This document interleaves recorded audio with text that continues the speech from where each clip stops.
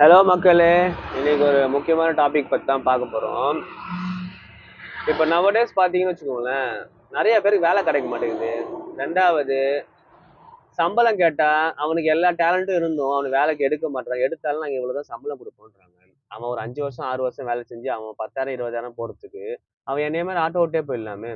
நான் என்னைய பற்றி பேசல, நான் நிறைய பேர் இப்போ பார்க்குறேன். நிறைய பேர் வந்து இப்போ இந்த ஆட்டோ ஃபீல்டுக்கோ இல்லை ஒரு காரு ஃபீல்டுக்கோ இல்லை ஒரு அவன் வந்து நான் ரிலேட்டடா ஒரு வேலைக்கு போறதுக்கு காரணமே வந்து இப்ப சிஸ்டமே வந்து ஃபுல்லா ரெஃபரன்ஸா மாறிடுச்சு. எதுல பார்த்தாலும் ரெஃபரன்ஸ். இப்போ ஒரு கம்பெனில ரெஃபரன்ஸ்ல நீ ஆள் எடுக்கிறன்னா நீ எதுக்கு வாக்கின் போடுற?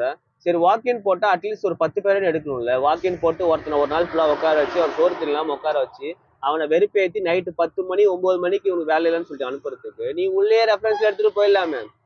இப்ப இப்ப வந்து நிலைமை இதாங்க. எல்லாருமே வந்து நீ நல்லா பணக்காரனா நல்லா பெரிய காலேஜில் படிச்சு கேம்பஸ் செலக்ட் ஆகி போனியா, அப்பதான் உனக்கு வேலை கிடைக்கும். இல்லை நீ இங்கிலீஷ் பேசுற, உனக்கு டேலண்ட் இருக்கு, எக்ஸ்பீரியன்ஸ் இருக்குன்னா அதுக்கெல்லாம் இப்போ வேல்யூவே கிடையாது. முடிஞ்ச அளவுக்கு ஏதாவது தொழிலை கற்றுக்கோங்க, பிஸ்னஸ் கற்றுக்கோங்க, அந்த மாதிரி ரிலேட்டடாக போகிற வழியை பாருங்க. ஃப்யூச்சரில் வந்து சத்தியமாக எவனுக்கும் வேலை கிடைக்காது. அதனால வந்து இந்த பதிவை வந்து ஒரு விழிப்புணர்வாக பார்த்து போங்க. இந்த மாதிரி வேலை கிடைக்காத எக்ஸ்பீரியன்ஸ் காய், அதே மாதிரி இன்னும் வேலை கிடைக்காத பர்சன்ஸ் எல்லாருமே எனக்கு கமெண்ட் பண்ணுங்க.